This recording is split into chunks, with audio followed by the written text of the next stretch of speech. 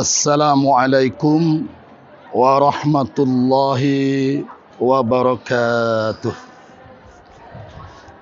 Alhamdulillahilladzi farada alaina ramadana la'allana bihi minal muttaqin. Ashhadu an la ilaha illallah wahdahu la syarikalah wa ashhadu anna Muhammadan abduhu wa rasuluh alladzi la nabiyya ba'dah. Hayya nasma'u wa nafhamu thumma sana'malu qaulallahi ta'ala fil Qur'anil Majid. Na'udzu billahi minasy syaithanir rajim. Bismillahirrahmanirrahim. Wa Ismaila wa Idrisa wa dzal kifli kullun minas sabirin wa adkhalnahum fi rahmatina innahum minas salihin.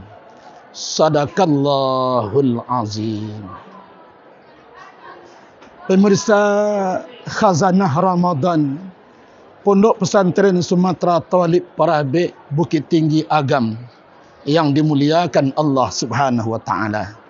Saudara-saudaraku yang terhormat.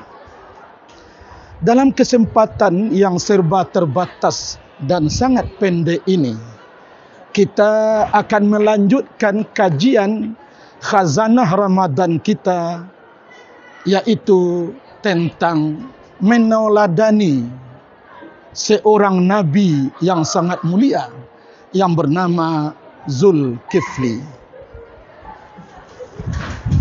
Angku-angku, bapak-bapak, saudara-saudaraku, kaum muslimin sidang jamaah, pemirsa khazanah Ramadan Sumatera Tawalib Parabek yang dicintai Allah Subhanahu wa taala.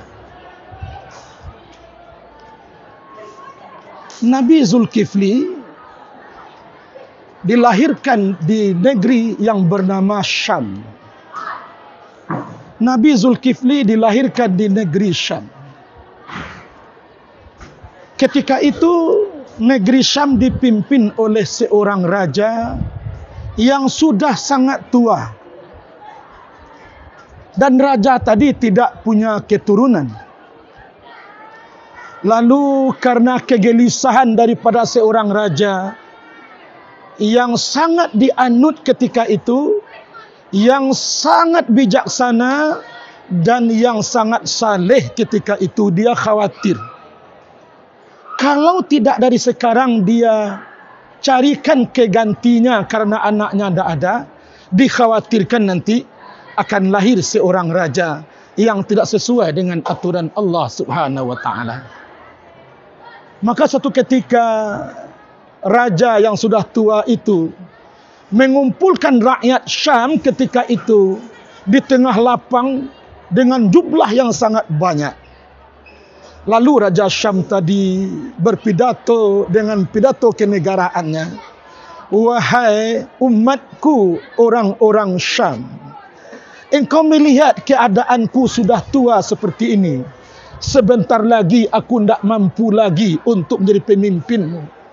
Siapa di antara kalian yang bisa memenuhi 3 syarat, maka dia yang akan kutunjuk menjadi seorang raja di negeri Syam ini. Maka seorang raja berkata, orang yang akan ditunjuk menggantikan saya itu harus ada 3 syarat dalam dirinya. Yang pertama adalah orang yang selalu berpuasa dalam hidupnya. Orang yang membiasakan puasa itu bahagian dari hidupnya. Yang kedua adalah orang-orang yang tidak sederhana meninggalkan salat malam dalam hidupnya. Yang ketiga, orang itu adalah orang yang punya satu sifat yang sangat tinggi nilainya, yaitu mempunyai sifat sabar. Para pemirsa Khazanah Ramadan Sumatera Tauhid Parabik yang dicintai Allah Subhanahu wa taala. Sudah berulang-ulang kali seorang raja berpidato dan menyuruh rakyatnya menunjuk siapa di antara kalian yang bisa memenuhi yang 3 syarat itu, maka dia akan kupilih menjadi penggantiku seorang raja negeri Syam. Tidak ada juga orang yang menunjuk. Tapi kali yang terakhir Raja Syam itu berpidato, menunjuklah seorang anak muda yang dia sangat ganteng, sangat gagah dan sangat bersahaja wajahnya. Pemuda itu bernama Bashar. Setelah Bashar tadi menunjuk, lalu raja tadi berkata, benar engkau bisa memenuhi 3 syarat tadi.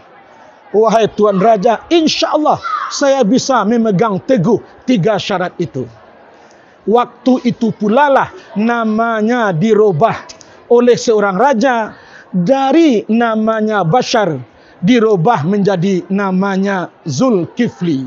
Zulkifli itu artinya orang yang sudah sangat cukup menepati janji. Itu Zulkifli. Orang yang sudah cukup betul-betul bisa memegang janjinya. Maka itulah sosok seorang nabi yang bernama Zulkifli. Para pemirsa Khazanah Ramadan Sumatera Tauhid Parabik Bukit Tinggi Agam yang dicintai Allah Subhanahu wa taala.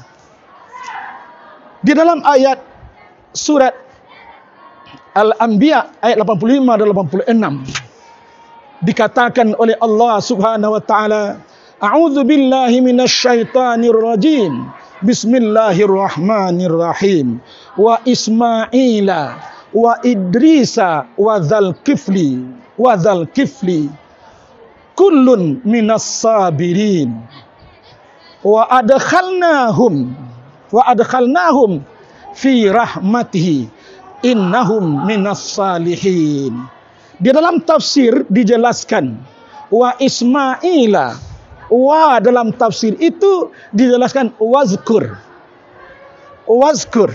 Artinya ceritakanlah oleh kamu, kisahkanlah oleh kamu seorang yang sangat mulia. Wazkur tu. Wa Ismaila itu berarti wazkur. Ismaila wa Idrisa wa Dzulkifli. Kullu minas sabirin. Ceritakanlah oleh kamu kepada umat 3 orang nabi.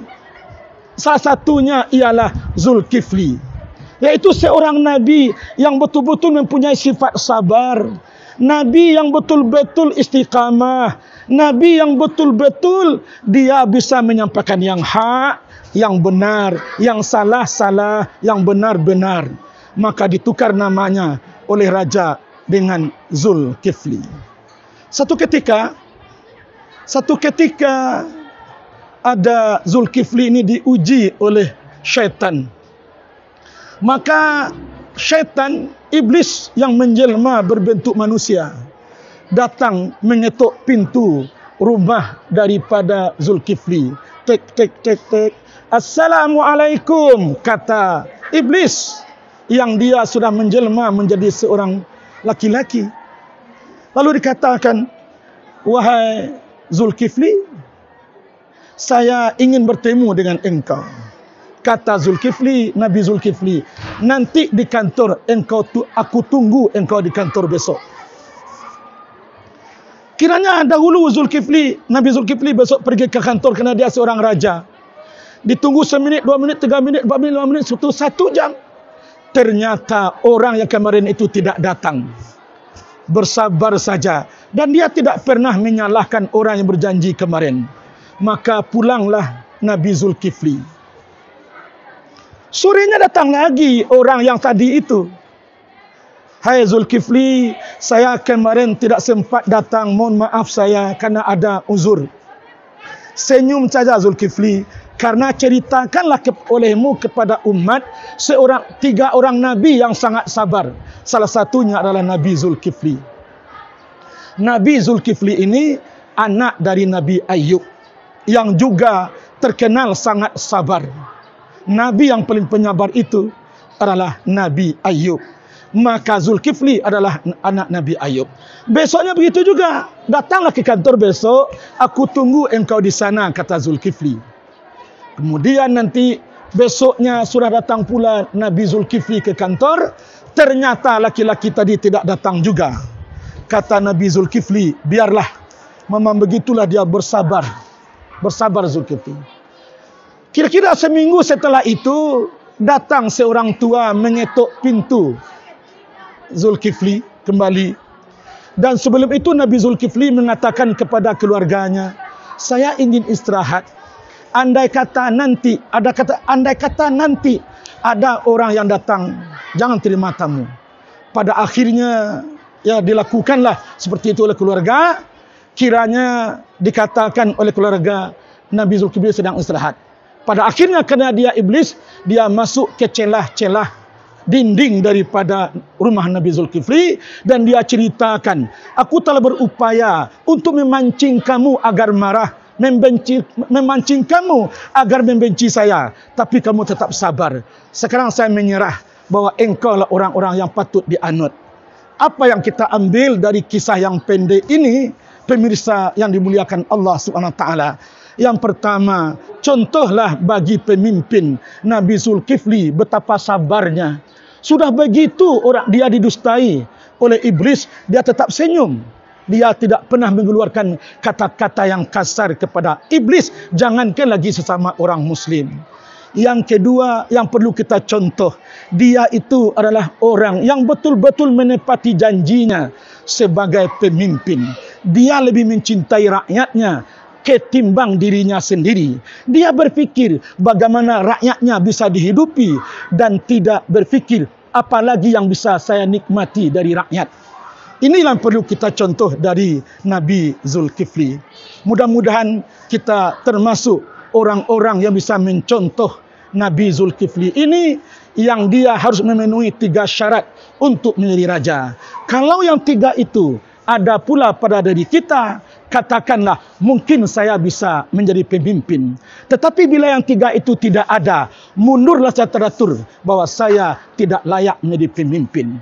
Mudah-mudahan kita menjadi orang-orang terbaik seperti Nabi Zulkifli, Nabi Idris dan Nabi Ismail yang diceritakan oleh Allah dalam surat Al-Anbiya 85 dan 86. Angku-angku, bapak-bapak, saudara-saudaraku, pemirsa Khazanah Ramadan Sumatera Tolik Parabe yang dicintai Allah SWT.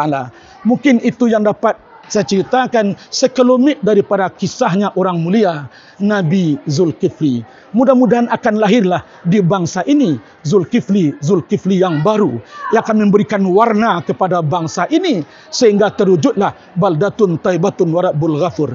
Assalamualaikum warahmatullahi wabarakatuh.